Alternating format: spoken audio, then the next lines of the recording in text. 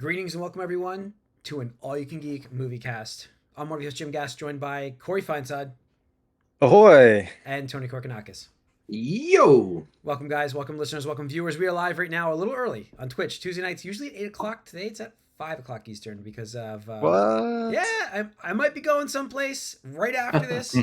Kind of... Well, that's just super. Kind of excited. This is probably a little dark. Can't see it. Yeah, it's probably a little dark. Good. But yeah, so I'm going to see Superman with my brother at 7 o'clock. The early Fandango Prime special they had, so I got to go see it, on Tuesday night. Pretty excited. That's a sold out showing. I just checked it. Tony asked if it was sold out. It is sold out. Man, I'm excited. So yeah, we're doing this a little earlier than normal. We're gonna get into that in just a second. We'll get reviews to talk about with that. But what have been watching, guys? I can kick us off because I watched Sinners. Nice. Nice. HBO finally HBO. coming in for the win. Yeah, I wanted to watch it weeks ago, and then I saw like July 4th HBO, and I was like, okay. And so I waited, and then I watched it on Sunday night. Yeah, wow. Corey, like From Dusk Till Dawn vibes, definitely like that.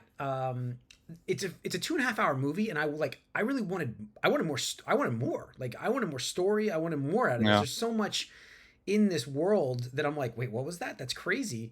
It's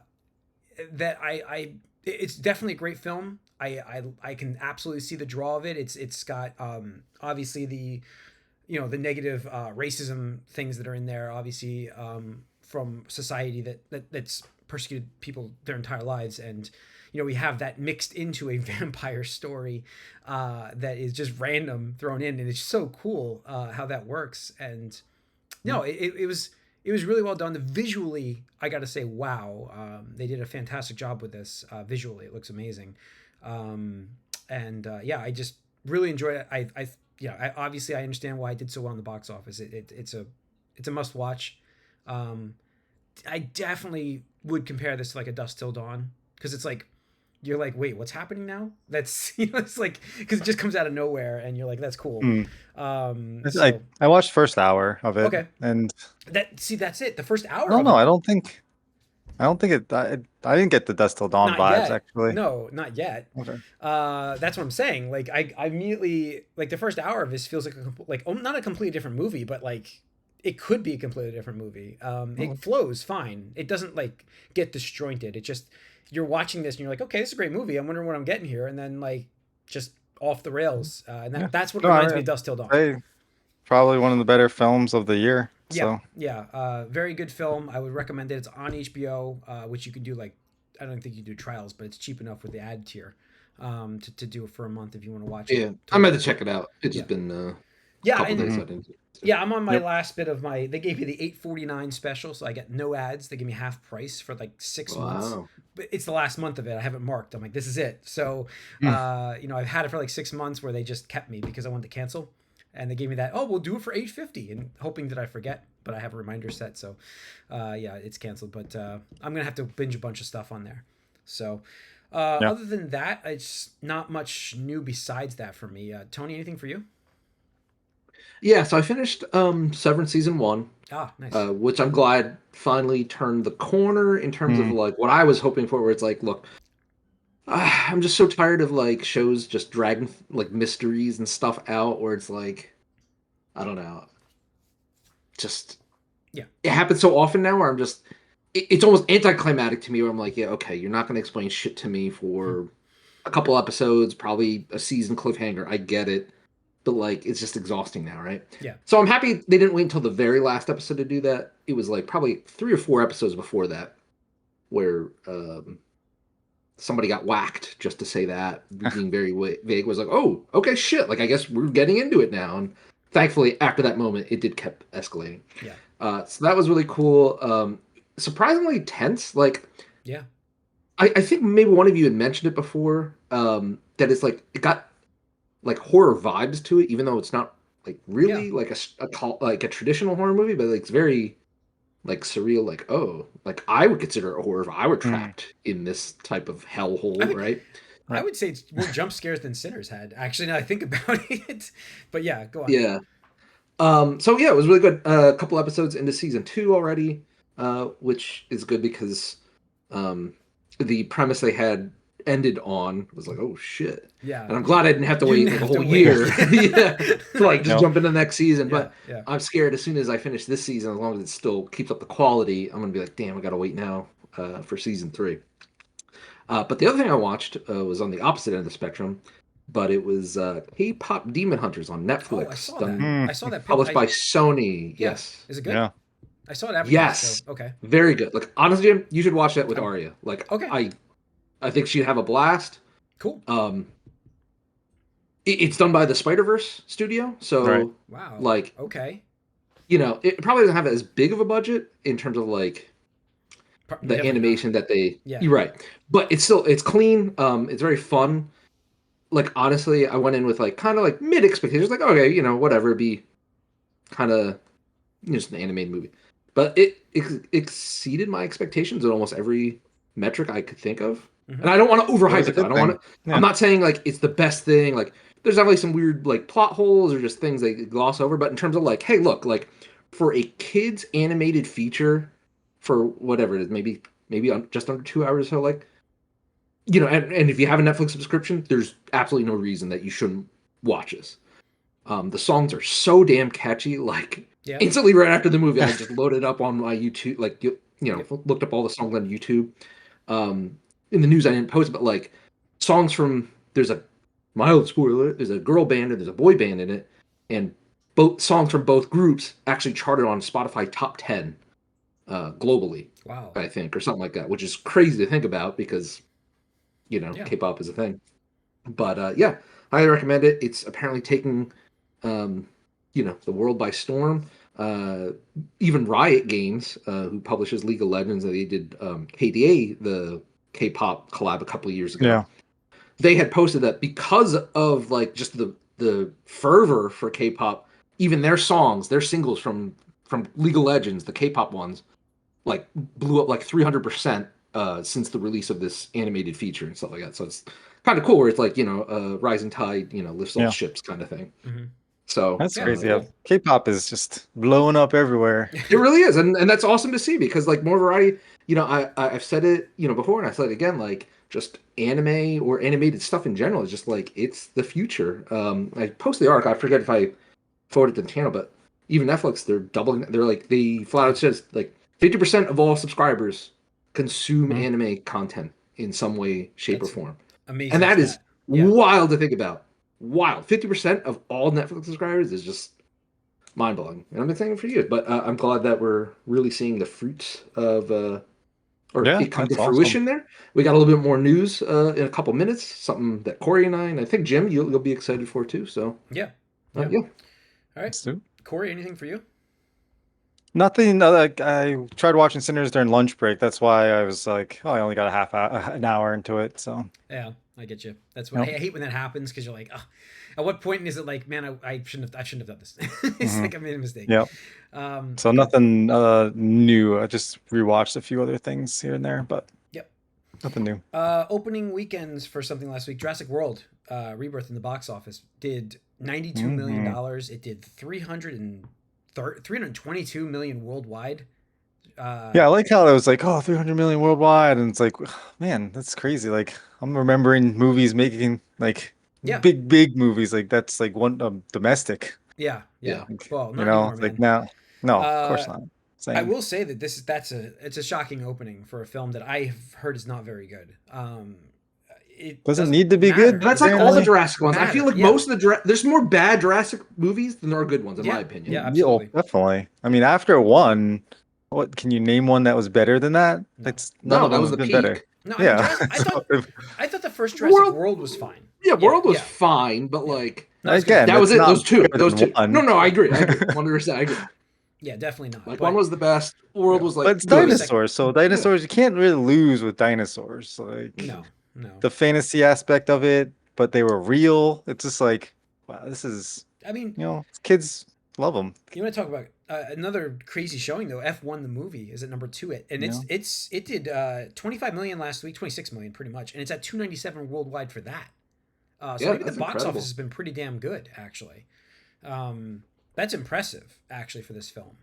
Mhm. So Yeah, I mean, and that's And again, supposed to that's be, an Apple published. That's an yeah, Apple published and movie. this is a So movie I've got to watch. I've heard great things about this movie, so I have to check this out.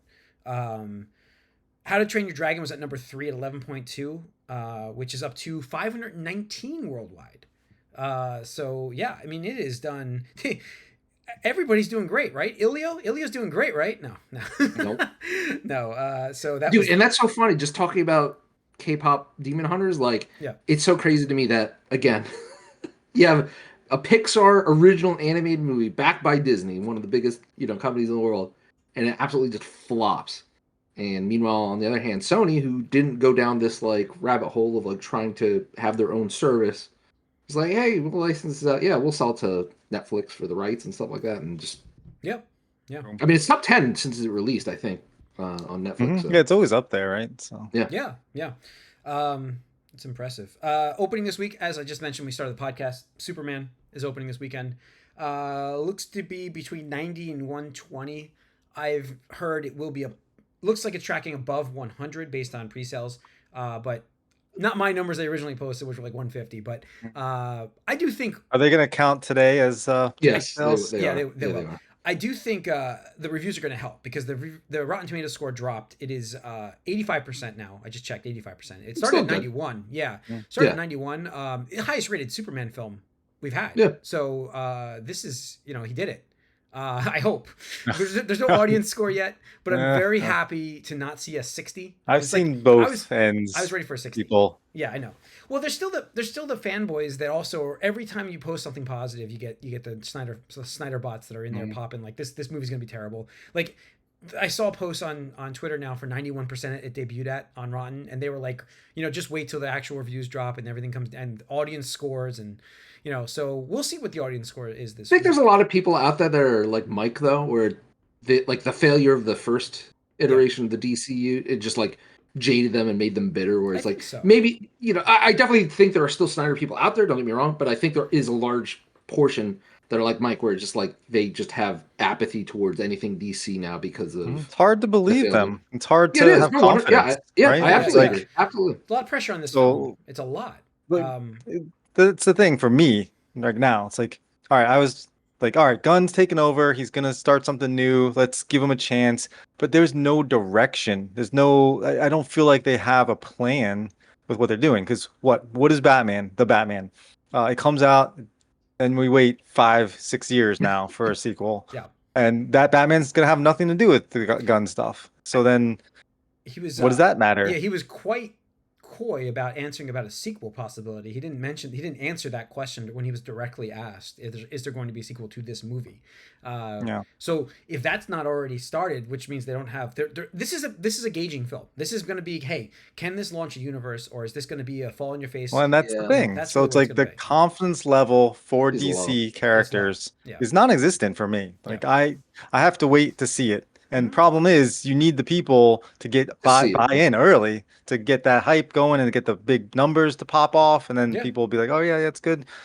But I mean, I want to give Gunn the benefit of the doubt because he's been fine, and he's been great. He's Guardians has been great, but he's making Guardians, which are ensemble films. Looks like it's going to be an ensemble film. That's it's funny because that's honestly the one part that I was concerned with ever since we started seeing more and more trailers. I'm like, why are there so many other characters in it? Where I'm like, are we just stuffing characters just to say it? It's like it's really hard, right? I'm guarded against that. I am like, I don't know. Yeah. But like I said, like James has been pretty solid in my opinion. Even though like I didn't care for like his like. Not his, but like Suicide in general. It was still a well done movie, I thought, and obviously I loved all three of the Guardians movies, so I want to root for him. But like Corey, you were saying, it's hard for me to care, right? Like, and it's no fault of Gunn's, but like it's just the stench of Warner Brothers and DC, like just how they do things. Where I'm like, yeah, I'll probably see it. I'm not seeing it this weekend. We have other things to do. But next week I'm probably going to see it as long as it continues Jim, I'll give you a thumbs up or thumbs down. Yeah, exactly. I won't say much. But but no, I'm still planning on doing what I was saying, like getting like the AMC whatever Pass, yeah. pass or whatever for the summer. Yeah. So I could see this. I could see Fantastic Four. I'll probably even see Jurassic because I'm paying for it. Might as well, yeah. Right, stuff like that. That's So. what I should have done because I'm going to see Fantastic Four. And I'm going to go see The Naked Gun. I want to see The Naked Gun. I hope it's good. Yeah, I want to see that too. Yeah. So for there's some good movies coming out. Yeah. But yeah, for me, even if this movie is good, when do we expect to see more? Like again, the Batman. Let's quote the Aquaman. It's like you're getting these movies that are making billions of dollars or that are super successful critically and with the fans, and yet we don't see movies for 5-6 years after. That's the problem. It's like doesn't matter if it's good or bad. It's like you're not going to see a sequel. Well, we're gonna get Supergirl next year, right? You're going to get a sequel. We're getting Supergirl next year, which I believe he's in. From what I understand. Well, she's in this, I'm sure. Yeah. It's so weird to me that they're following Superman up with Supergirl because I'm just like that's like following up Batman with like Nightwing. Yeah, what? Like, exactly. I know what you're saying. I know exactly. That's the same thing for me. Like the hype is not as high, but this could establish it in this because she's going to be in this movie. I'm sure of it, and that could really get some good hype going for that movie coming out. We'll see. I mean, I'm excited to go see this. Soundtrack is great. I love the soundtrack, so I'm enjoying that quite a bit. And that's it's James Gunn. He knows how to pick the right people for this stuff to mix his movies right. That was something I never had a question about was how good the music is going to be. But we'll see. Yep. Let's see. Let's go to the news, guys, because we just mentioned Netflix and their anime explosion bonanza, 50% all content consumed, and we're getting something that we all cannot wait for now. Cyberpunk Edgerunners 2 is in production. Hell yeah! So. This will be a new standalone 10-episode story. So, from the world, which is good. I'm good with this. Like, I think it's awesome. The important thing is it's Studio Trigger. And Studio Trigger. Was the rider. That was the rider for me. Yeah. Because there was no question in my mind that they were going to do another Cyberpunk animated. Because they already announced it like years ago after the success of Edgerunners. But the whole thing for me was, are they bringing Trigger back? Because that was a large portion of why that series hit for me personally. Yeah, I get you. And I would like to say that their style really meshed well with the Cyberpunk universe, where they complemented each other. And my fear was that, it was a one-time deal. They didn't have the foresight to like leave a sequel open or do the contract negotiate, whatever it was, because it's like, yeah, I'd be excited, but like not as excited as this. And when I first saw this news, I thought it was fake at first. I was like, oh, somebody's trolling me. So like I went to like check and people were like, nope, we're at Anime Expo. This is absolutely 100% out. So I was like, very cool. Yes. I was like, yes, like cheering. I was like, fuck yeah. Yeah. That was great. Because a great link drop. Yeah. Yeah. Because, honestly, that really was, in my eyes, and Mike's not here to defend his position, so I could say this. That was absolutely pivotal in the turnaround for the game, right? Or just the Cyberpunk. I'll give Mike some defense. I think the game's timing of revamping itself with the show worked out perfect. No, I mean, definitely. It was a combination effort, right? Yeah. Like, if the game was still shit, I don't think it would have been as well received, right? Because people would load the game and be like, "Oh, this is still a shitty game." So I absolutely don't get what I'm saying as like 2.0 did not help. 2.0 is absolutely part of that equation, but I think Edgerunners is what made people give Cyberpunk the game another They wanted chance. to be more in that world again, right? They was like, "This world is so cool. Like, let's go back, give it another chance." And then, CG Projekt Red made it better, but.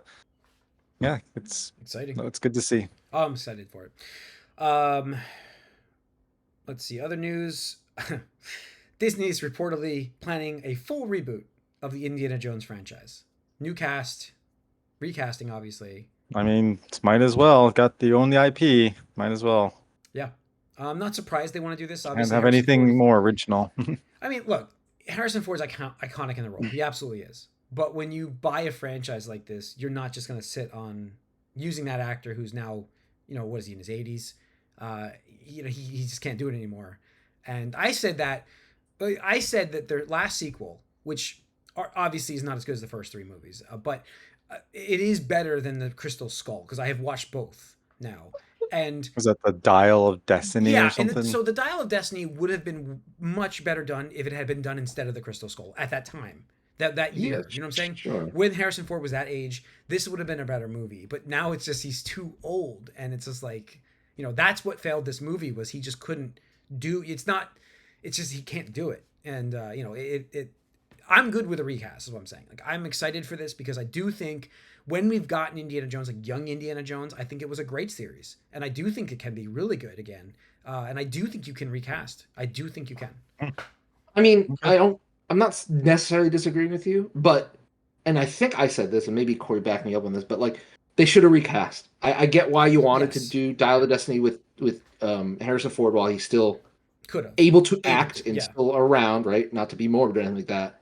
But like, and I didn't see it. I just saw clips and stuff. But every time I'm just like, this is really hard. And I agree with you, Jim, that when they did Crystal Skull should have been the passing of the torch, right, or whatever, right? And I think they wanted to. Yep. But it's like now, in my opinion, I think, and you know, we'll see how it pans out.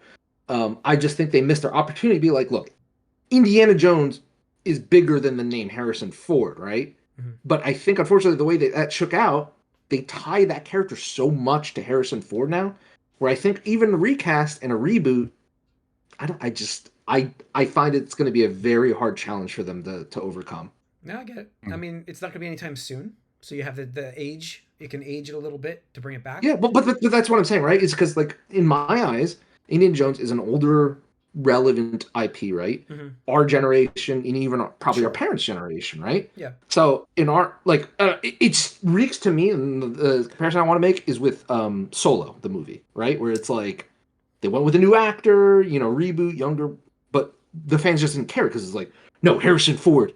And it's ironic that it is Harrison. That is funny. It's like, Harrison Ford is Han Solo, and it's like, okay, well, the audience didn't care, so they didn't show up. And that's just what I foresee happening to this inevitable reboot. But that's just my guess. It's highly possible, actually. The thing I think this has going for it, at least, is that there isn't a history of what Harrison, like, where's Han Solo's going. They're just gonna, like, we knew what that was, like, oh, this is an origin story for this character that's in these movies here. This is gonna be a completely new thing. It's like, oh, we're gonna do Indiana Jones, but it's gonna be a whole new story with the same character name, similar themes. So at least they're kind of giving them the chance and the opportunity to create their own thing, where the original, like the young Han Solo, was tied to what was already created. Yeah. So I think there's a chance this could be good. And if people give it a chance, you know, maybe they could be surprised. I would like to see something like this. Like, I like Adventure, Treasure Hunter, you know, National Treasure was like great stuff. Right, yeah, so let's do it. Yeah. All right. Other news, Marvel's Blade is in such limbo that actually the Sinners movie that I just watched ended up using costumes that were originally made for that movie, the Blade movie, in their movie because it was Marvel gave them to them to use. That's how bad the Blade franchise is. Like, they're not even close to starting. Not even close. I thought this is I thought somebody reported it's canceled. I don't know. It wasn't canceled. I have zero faith. And in my opinion, at this point, just fucking cancel it. Like, who gives a shit? Like, now it's like, okay, show us Fantastic Four, show us the X-Men, all that other stuff. Like, where are you gonna fit? Yeah, where does Blade fit in? Where's gonna fit Blade? Yeah, I agree. Yep. I'll move on. Lastly, in the news, we mentioned this last week, but Cody Rhodes has now officially been cast as Guile in Street Fighter the movie. So we mentioned as a joke last week that was the rumor, and it is true. So I mean, it was a rumor; it wasn't a joke. No, but we were talking about it funny that it was like a WWE production movie, if I remember right. So, you know, it is funny that we got him officially cast as Guile, and I think I said that last week. Is I expected him to be cast next. It's. I don't know what this movie is gonna be. I don't necessarily think that WWE wrestlers could translate into actors. Like, they are actors, but it's for their, you know, their genre or their expertise. And I don't think movies necessarily lend to that they're going to be good, as we've seen with Hulk Hogan, and his acting was terrible. But then you get Batista, who is really good actor, and John Cena's serviceable, I guess. But Batista's a very good actor, so you don't know what we're going to get with this. But you know, we'll see. We'll see what this movie is. I feel like they're going for like that Street Fighter movie feel. I think they are. With this casting. It's like, we're not taking this seriously. We're just gonna go get some stunt casting.